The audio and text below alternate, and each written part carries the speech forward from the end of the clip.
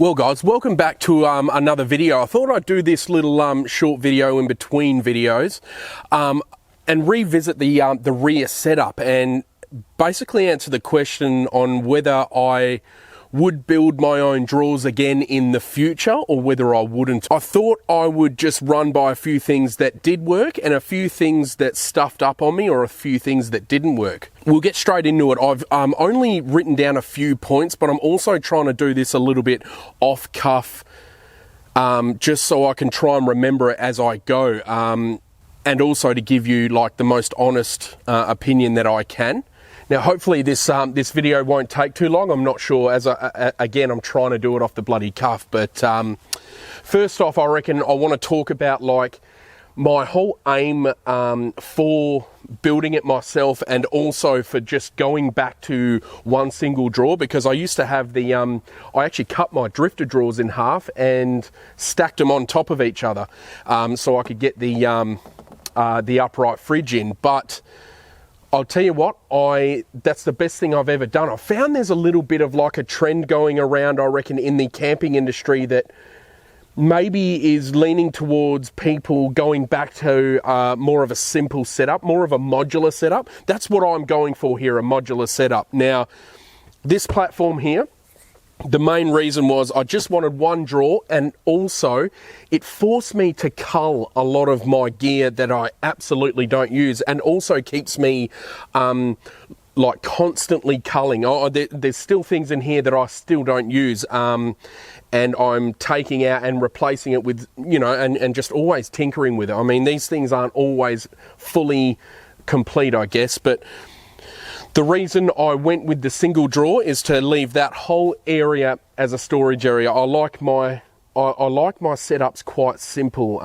If you're a long time watcher, you would absolutely know that. But the best part of this whole thing is the front runner boxes. Those front runner boxes, I've spoken about them maybe over the last 6 months and have been having a little bit of trouble with them until, well, maybe a month after I used them. I was like, oh, I need a bit more room here in these front runner boxes, and you can get the extra high lids. And I'll tell you what, there's one thing I want to take my hat off to Front Runner. A lot of their gear, I'm going to be straight up with you, of course it's bloody unreal quality, is super expensive. But these boxes here, I think there's something like 60 bucks or 60 to 70 or 80, maybe $80 maximum each. The high lid, where you can change it from a flat to maybe gain about 3 more inches. We all need 3 inches, you know, but it's maybe like $30. So I keep the flat lids, and you can actually change it around, and I've changed around the configuration heaps of times, but I've found the one that I bloody love. The high lid's on 2 of them, so you can fit like a camp oven, no worries at all, and still have heaps of room to put shit on top of your camp oven as well. But there was a little bit of a snag with these high lids, and I'm so fortunate to have a YouTube channel where people can like have a forum to help me out, because half this channel is I need help from you guys. The high lids, they're a real prick to seal and re-lock in.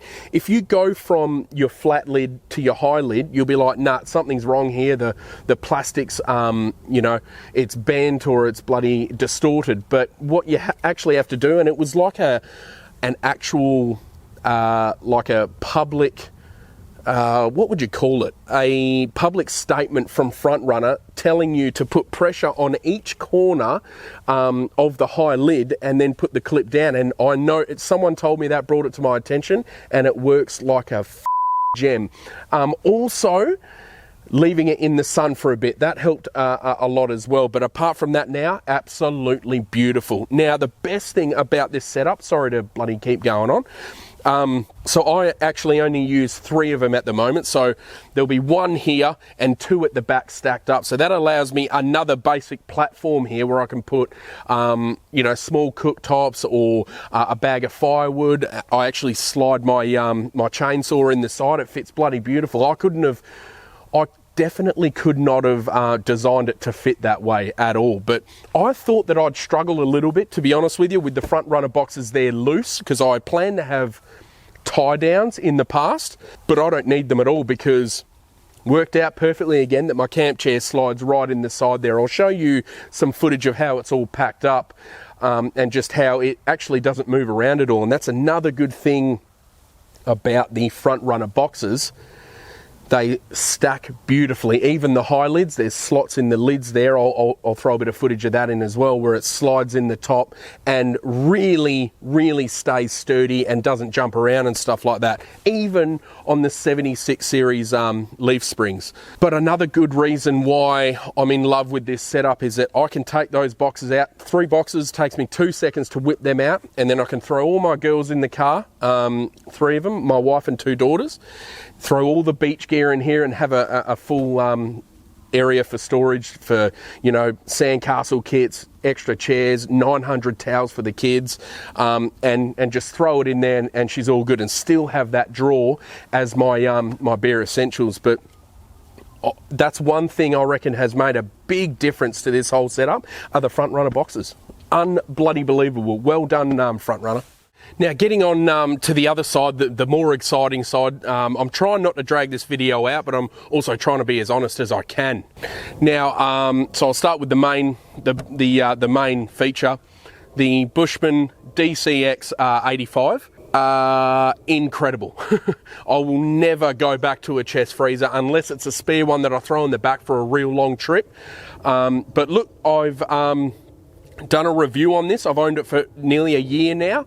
I've done a review, check that video out. It might be after this one or it might be just before, so check that out. But this thing's absolutely incredible. The airflow out the back's really good. I've left that nice and open. I made sure that I did because I've spoken to a couple of drawer manufacturers, and I've seen a heap of YouTube videos online that talk about not having enough airflow for the back of fridges. So I made sure I left it fully open, and that was another advantage of building the drawers myself, man. I could just literally customize it to my own rough spec.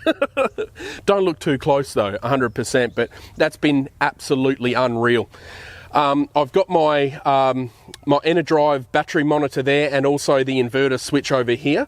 That works absolutely incredible. I installed them myself, the actual panels. Funny story, I've got my the actual battery monitor, like the display monitor here.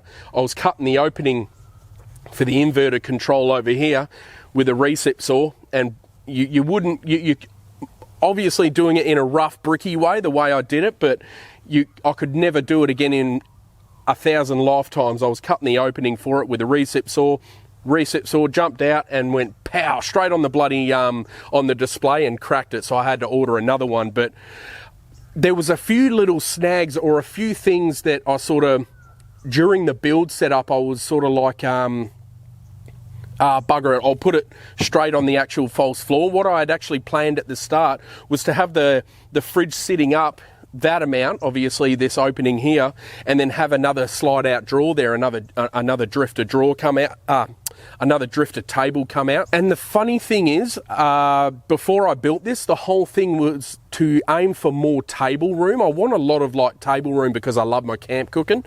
But I ended up fixing it to, sitting it on the false floor here that I made. And then I ended up with this gap up here, up the top at the very end. But it's honestly turned out, again, from the help from you guys and a lot of watchers, absolutely incredible. I love about this YouTube game. You guys come up with some wicked ideas for up here. So I actually keep my toiletries up here.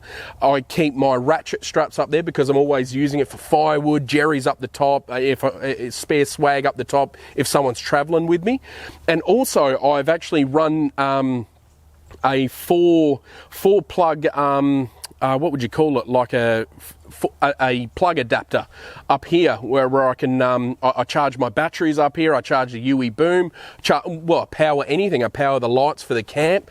It's really, really handy. I've literally got the camera battery charging in there now, and surprisingly nothing really comes out of there because it's carpet lined and stuff like that. But there's also something I wanted to tell you guys the truth about. A shit side of this build is I'm lucky I've got that there. So that there is actually part of the fridge fixing system, which I didn't need. This piece of ply up here warped. It warped after a while, even though it is marine ply, it's apparently not meant to warp, But I've got my travel buddy sitting on that. Before this build, I never had trouble. I always remember, with the travel buddy, they have like a an issue with the door flinging open. Never used to happen before this build. Now it happens all the bloody time, so I'm going to have to use one of those clips that you can buy, you know, that to fix them shut. First world problems, I know, but obviously it's due to, maybe it's warped a little bit because of that piece of timber, but it's worked out really well in the end. There is another thing that sort of you might want to think about when you do build your own drawers, is getting a shitload more carpet than you need, because I ended up buying one style, which is this, and then adding this on at the last minute, and I couldn't find the same color, and I'm too impatient to wait and go to another store. I ended up grabbing the closest that I could, so don't look too close. But apart from that, it's held up like a bloody beauty. Down here I keep my shower set up down there. It's got Velcro on the back of the bag.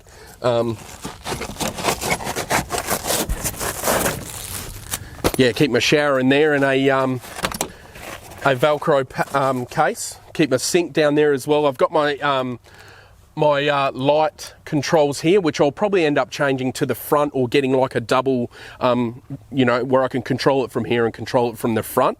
But that's pretty much that setup there. Nice and simple. I've got the Anderson plug here for the solar panel that I can move around. I've got a Flexi all-spark solar panel there, and I've got another plug here in case I want to. That works out really well, because when I take my girls out, we connect a small waffle maker there, and you can run the cord around there onto a table. Works out really well. Let me run you through how the drawer's gone as far as the build goes, and then my final sort of thoughts, if it'll help you in any way. So just the ending part of this video, I wanted to sort of run by you how the drawers went. The drawer has gone absolutely unreal. I am very, especially in this climate now, very conscious of what I spend on things, hence why I built the thing my own in the first place. And obviously there's, you know, there's rough parts to it, but generally 99% it's everything I need. I reckon there's a misconception out there about what you need for a build. You need all these inverted tops, you need, you know, slides with big tables in them, but I reckon the best thing I've ever done is build this on my own, you know, because hell yeah, I've made some shit mistakes along the way, but it's not expensive to change it. It absolutely isn't, and you can build it to exactly what you need. So I've absolutely learned a lot, because I'll be able to build it exactly perfect next time after, or near perfect. No, far from perfect, but it'll be exactly what I want, without wanting to change a little table part and paying $1,000 for it. But I'm glad I spent the money on getting some really good drawer runners. That's a really good thing. Another thing with the drifter drawer slide down, the drifter table down there, that wedge is in really nice, but again, another piece of timber in there warped, so I had to rip that out and replace it. But apart from that, my final thoughts are, I think I've told you throughout, you know, what didn't work and what did work, but the question is, would I do this again? 1,000,000%. Again, I think I've already explained it. The amount that you pay for a simple setup like this, you're better off taking a weekend. It took me 2 days to do this, and it was fun. It was bloody fun to do. I mean, at the end of the day, instead of spending $3,000 to $4,000 on, you know, a setup like this with the fridge and stuff, you could half that. I promise you really could. If you've got some simple tools at home, or a mate with simple tools, you could help each other out and save 50% and throw that shit in your fuel tank, so you can get out there and bloody use it, you know? But I'd absolutely do this again. A few mistakes made along the way. There's a few things I actually didn't explain to you. In the left side over here, I've got a wheel arch water bladder. 35 litre water bladder, works bloody perfect. Love to get a pump in there one day, but it doesn't need it now. It's gravity fed, that's perfect. But I urge you to have a crack at this yourself, because it's very, very rewarding to do it. And it's very cheap to replace little bits and bobs whenever you want to. Just again, don't look too close.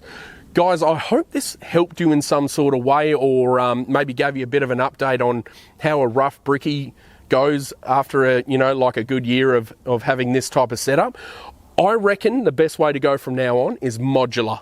Shit that you can use for different applications. So take what you want from this video, what not to do maybe, and I'll see you in the next one. Thank you so much for watching. See you in the next one, guys.